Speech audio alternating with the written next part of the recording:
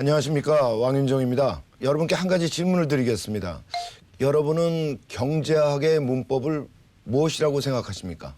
경제학은 과연 어떤 방식으로 표현할 수 있을까? 우리가 경제학을 합리적인 이성을 가지고 있는 경제 주체들이 어떤 최적화된 행동을 추구하는 것으로 이렇게 경제학을 정의한다고 할 경우에 경제학의 문법을 물리학으로 보는 사람이 있습니다.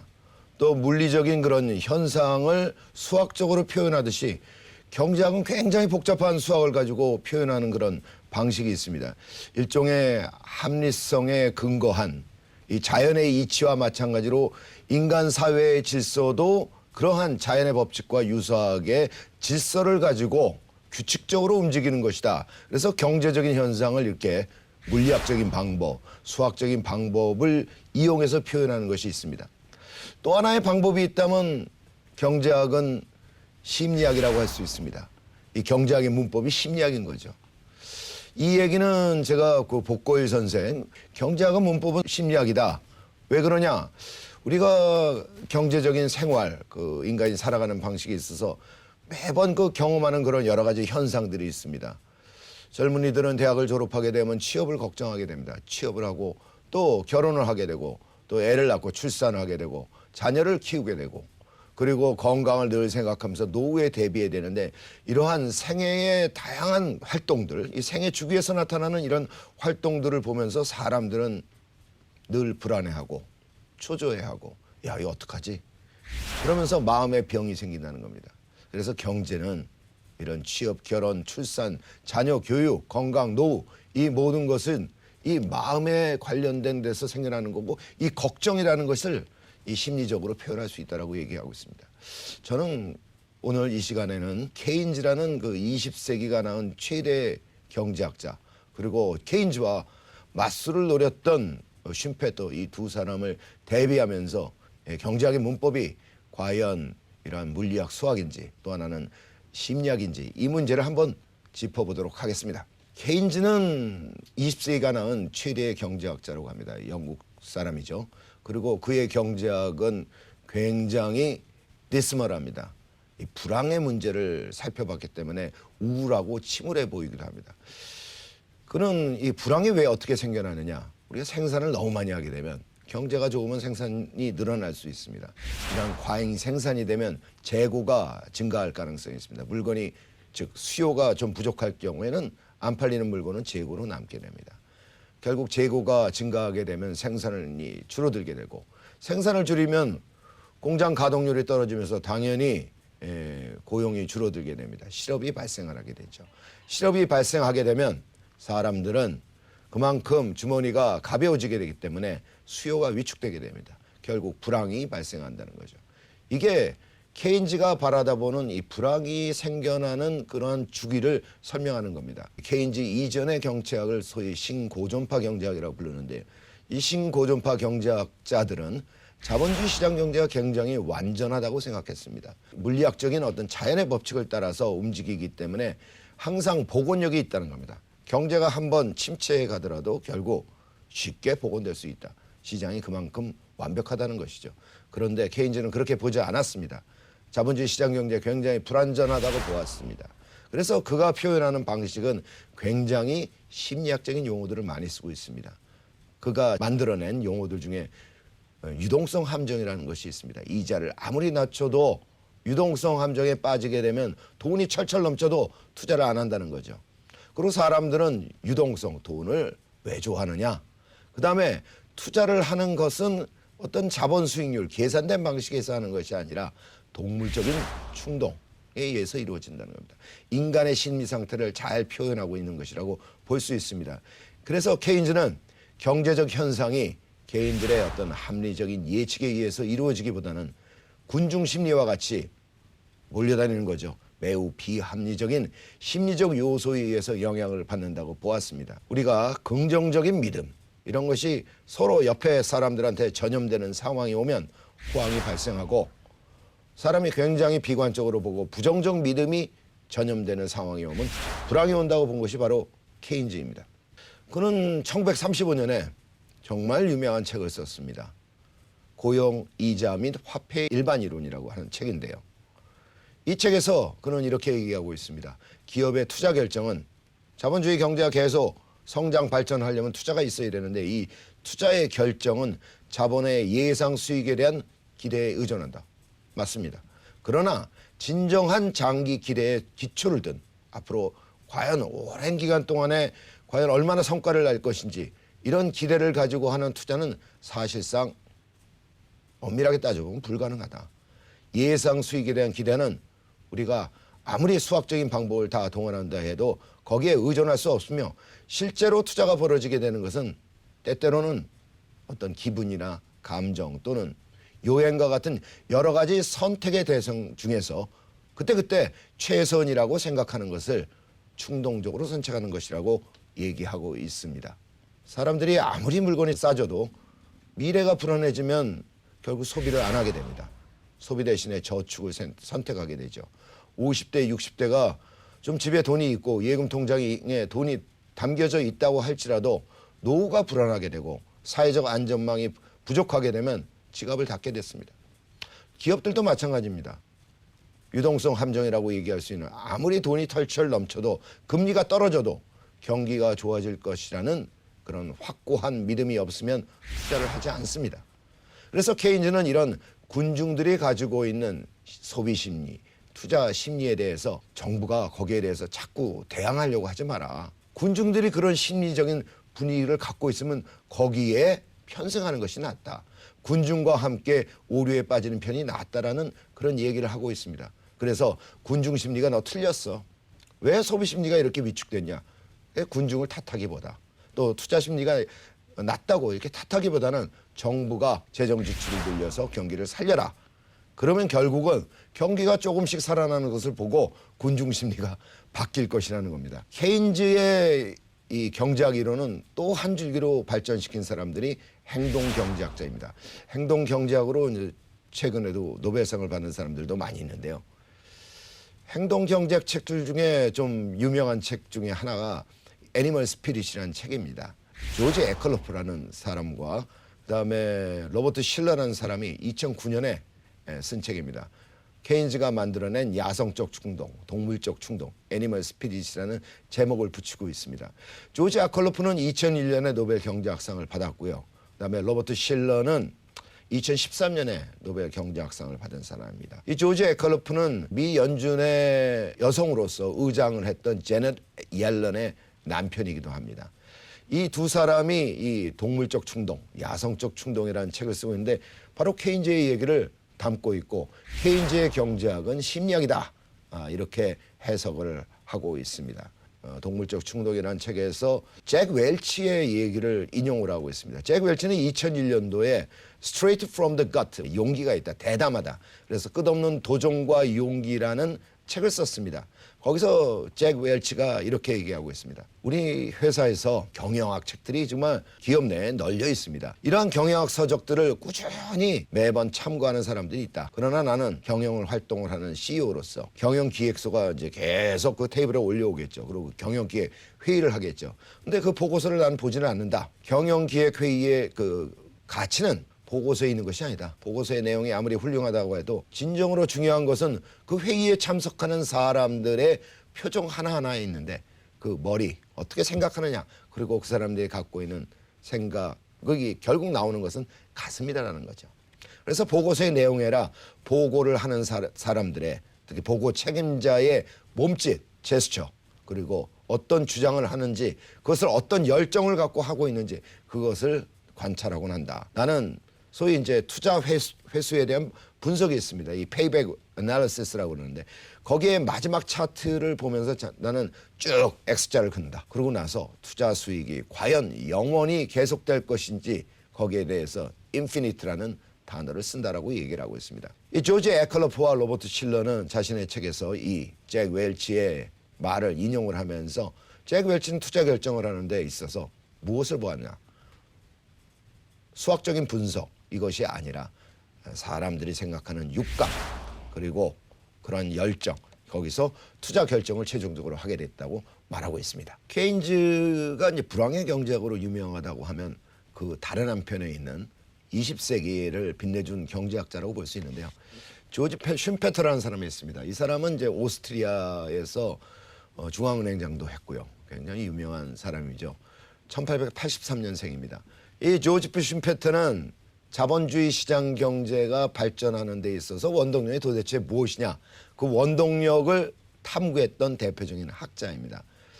1946년에 2차 세계대전이 끝나고 케인즈가 국제금융기구를 만들고 과연 2차 세계대전 이후에 안정적인 세계경제체제를 만들기 위해서 많은 노력을 하다가 사실상 과로사를 했습니다. 그래서 46년에 죽었는데요.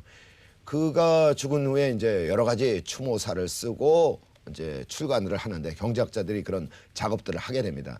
그때 그 추모사에서 조지 슌페터는 좀 막말이라고 볼 수도 있고 악담을 했는데요. 케인즈를 비판하면서 케인즈는 애가 없었습니다. 그래서 후손이 없었기 때문에 그의 인생 철학은 늘 단기였다. 단기적인 철학이 있었다. 나는 자본주의 경제 발전에 있어서 장기적인 것을 보는데 케인즈는 늘 그때그때의 단기적인 그런데 주목을 했다라고 이제 케인즈의 경제학을 얘기를 하고 있습니다. 우리가 단기를 얘기를 하게 되면 생산함수가 고정불변이게 됩니다. 생산함수 자체가 갖고 있는 기술 혁신의 모습, 그 발전의 모습을 담을 수가 없다. 그래서 슌페터의 경제학은 나는 장기를 본다. 생산함수가 어떻게 발전하고 그다음에 기술 진보에 의해서 어떻게 자본주의 경제가 발전하는지를 본다. 그러면서 자본주의의 발전의 핵심적인 원동력은 기업가의 혁신에 있다. 이렇게 얘기합니다. 그래서 슌페터의 경제학은 혁신의 경제학입니다. 위험과 불확실성이 있어도 그것을 무릅쓰고 이윤을 추구하는 기업가의 모험적이고 창의적인 그런 정신, 이것이야말로 자본주의 발전의 원동력이라고 슌페터는 얘기를 하고 있습니다. 그러면서 기술 혁신은 차근차근히 이루어지는 것이 아니라 창조적 파괴를 통해서 이루어진다. 그래서 창조적 파괴를 통해서 얻어낸 기업들은 어떻게 되겠습니까? 유일합니다. 유일한 기술적인 것을 독점을 하게 되죠. 그래서 독점 이윤을 갖게 됩니다. 그래서 독점 이윤을 부당한 것으로 볼 것이 아니라 창조적 파괴를 통한 대단히 위대한 성과다. 그래서 그것을 옹호했습니다. 그리고 기업가는 당연히 그러한 정당한 노력의 대가를 받아가야 되는 거니까 우리가 완전 경쟁 시장만 좋다고 할 것이 아니라 이런 창조적 파괴를 통해서 만들어내는 독점 시장을 불건전하고 굉장히 바람직한 것이라고 보지 말라는 겁니다. 신고전파적인 정태적인 도구마에 빠져 있을 때는 결국 완전 경쟁 시장이 최고입니다.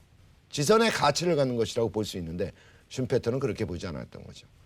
독점을 정당화한 동태적인 발전 과정을 통해서 인류의 경제의 발전이 이루어지는데 왜 그것을 부정적으로 볼 것이냐.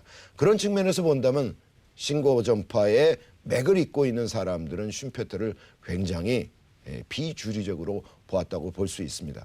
그래서 같은 그 오스트리아 출신의 피터 드러커라고 있습니다.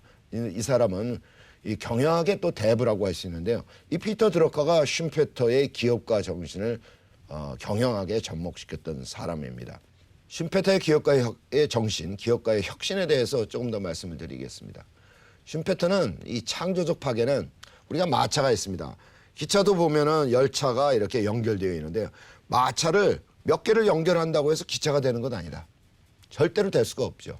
결국 기차가 만들어지는 것은 과거에 우리가 말의 힘을 빌려서 했던 이 원동력을 결국 기계적인 엔진이 만들어내는 원동력에서 찾았던 거죠. 석탄을 통해서, 석유를 통해서 새로운 원동력이 만들어지니까 우리가 기차가 그 원동력에 의해서 굴러갈 수 있게 되는 것이죠. 철저하게 엘리트주의를 신봉했던 슌페터는 기업가의 혁신을 관찰하려는 그러한 동기, 그 목적을 이렇게 얘기하고 있습니다. 기업가는 사적 제국을, 자기 자신의 제국을 건설하려는 꿈, 야망을 갖고 있다. 그리고 승리자가 되고자 하는 의지와 그로부터 얻어내는 창조의 기쁨에서 바로 이 기술 혁신이 이루어지는 것이다. 이렇게 얘기를 하고 있습니다. 혁신을 통해서 능력이 없고 비효율적인 기업들이 파괴되고 도태되고 그렇지만 새로운 시장이 만들어진 과정, 이것이 창조적 파괴의 과정이라고 본 것입니다. 그러니 혁신은 어떻게 되겠습니까? 점진적인 것이지 아니죠. 시장을 파괴할 수밖에 없습니다. 비연속적인 과정인 겁니다. 그리고 혁신이야말로 진정한 기득권의 파괴를 하는 과정으로 볼 수가 있는 겁니다. 쉼페터에 있어서 기업가는 자본가하고 또 구별이 됩니다. 우리가 자본가는 자본을 가지고 공장을 짓고 노동자를 고용하는데 기업가는 굳이 자본을 가질 필요 없다. 좋은 아이디어만 있으면 그 아이디어를 살려고 하는 자본가들은 얼마든지 많다. 은행에서 충분히 돈을 빌릴 수 있다고 생각을 합니다. 그래서 노동과 자본의 갈등 구조로부터도 자유로울 수 있다. 그래서 기업가는 자본과 노동을 결합하는 그런 핵심적인 고리가 될 수 있다고 봅니다. 그래서 쉼페터는 기업가가 새로운 혁신을 하게 되면 장기 침체를 걱정할 필요가 없다. 호황 국면에 돌입하게 된다. 근데 그 독점이 영원하지 못하다. 새롭게 창조를 하려는 사람들은 세상에 무궁무진하게 많다는 거죠. 그리고 그 과정 속에서는 모방자들이 항상 존재하게 됩니다. 그러면서 과당 경쟁이 발생하게 됩니다. 그러니 당연히 이윤이 점점 소멸해 가겠죠. 이윤이 줄어들게 됩니다.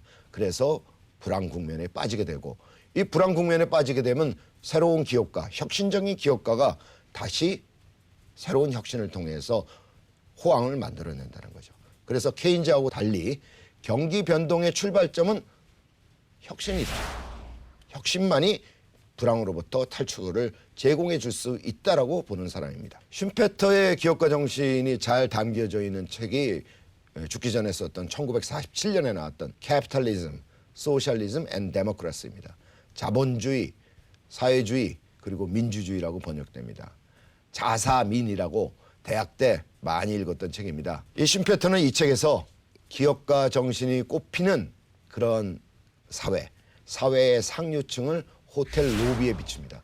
여러분들이 호텔에 가면은 넥타이를 메고 아주 좋은 옷을 입고 양복을 빼어 입고 온 그런 사람들이 많이 있습니다. 근데 그 사람들이 영원히 매번 호텔 로비에 나타날까요? 아닙니다. 몇 년 후가 되면은 호텔을 찾는 사람은 싹 바뀝니다. 새로운 사람들이 나타납니다. 기업가 정신이 꼽히는 상류층 사회, 이것은 호텔의 로비에 비유할 수 있다. 항상 손님이 바뀌는 장소라는 거죠. 창조적 파괴가 이루어지는 것은 기득권이 파괴되는 그런 공간이고 열린 공간입니다. 그래서 쉼페터는 자본주의가 발전하면서 이런 열린 공간이 계속해서 만들어져야 한다. 근데 안타깝게도 자본주의는 관료화될 수 있는 속성을 갖고 있다. 기득권을 갖고 있는 사람들이 관료주의로 빠지게 되고 매너리즘에 빠지게 돼서 혁신을 거부하는 경향이 있다. 그래서 자본주의가 사회주의로 변질 때 그럴 가능성이 있다는 것을 안타깝게 예견했던 사람입니다. 그래서 지속적으로 자본주의의 혁신적인 생태계를 만들어내지 못하면 자본주의는 결국 사회주의로 꼬꾸라지게 된다. 이렇게 얘기를 하고 있는 것입니다. 쉼페터가 이렇게 얘기를 했는데 이 얘기가 상당히 오랜 기간 동안 잊혀져 있었습니다. 그런데 1980년대 후반부터 주류 경제학에서 쉼페터를 다시 한번 새롭게 조명하기 시작했습니다. 신고전파의 경제학, 제가 완전 경쟁 모형을 가정하고 있다고 말씀드렸죠. 그런 가정 하에서는 경제 성장의 기초가 되는 기술 진보, 쉼페터가 본 혁신을 찾아볼 수가 없습니다. 그래서 모형 내에서 이론적으로 설명할 수 없으니까 어떻게 됩니까? 밖에서부터 그냥 던져지는 거, 떨어지는 외생적인 변수로 본 겁니다. 근데 이 80년대 후반에 경제학자들이, 아주 주류 학자들이 이것을 모델 내에서 내생적으로 설명할 수 있는 이론들을 만들어내기 시작합니다. 기술 혁신이 어떻게 이루어지느냐는 거죠. 그리고 우리가 인간의 새로운 아이디어를 만들어내는 인적 자본의 축적이 어떤 과정을 통해서 이루어지는지를 설명하기 시작했습니다. 기술 진보가 블랙박스 안에 갇혀 있는 것이 아니라 블랙박스로부터 뛰쳐나오게 된 것입니다. 첫 번째 사람이 1995년에 노벨 경제학상을 받은 로버트 루카스입니다. 시카고 대학의 교수죠. 굉장히 유명한 교수죠. 이 양반은 경제 성장의 원동력이 인적 자본에 있다. 인적 자본은 아무리 그것을 축적하더라도 한계 생산의 법칙에 의해서 수익률이 저하되는 법이 없다.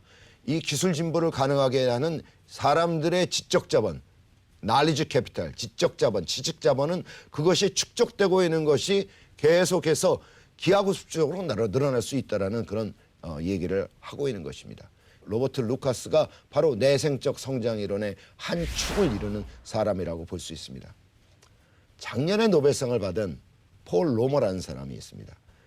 이 양반도 바로 내생적 성장 이론의 대표적인 주자인데요. 폴 로머가 주장하는 것은 인적 자본도 중요하지만 아이디어가 결국에 경제 내에서 새로운 생태계를 만들어내는데 여기에는 이 아이디어가 만들어지는 과정에는 덧셈의 법칙이 적용되는 것이 아니라 곱셈의 법칙이 적용된다. 이렇게 얘기를 하고 있습니다. 덧셈으로 하나씩 더해지는 것이 아니라 곱하기로 늘어나는 거죠. 그야말로 이 아이디어가 이 자본주의 경제의 발전을 이루는 원동력이다. 기술 진보의 원동력이다. 이렇게 얘기하고 있는 겁니다. 또 하나의 슈페터의 전통을 이어받고 있는 사람이 제도학파입니다.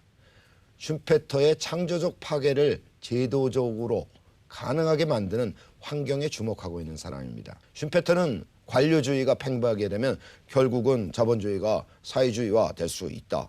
기득권 세력이 자기의 기득권을 보유하는 이 관료주의를 대단히 경계를 했는데요. 그런 측면에서 이러한 제도학파는 슈페터의 후예로서 창조적 파괴가 영속적으로 영원히 가능한 포용적 제도에 주목합니다. 이들이 얘기하는 포용적 제도는 혁신이 가능한 제도입니다. 환경 탓을 하지 말고 어떻게 좋은 제도를 만들어서 관료 계급, 기득권층을 파괴해 나갈 것인가. 그 대표적인 주자가 MIT에는 데런 아세모글루, 그다음에 시카고 대학에는 제임스 로빈슨입니다.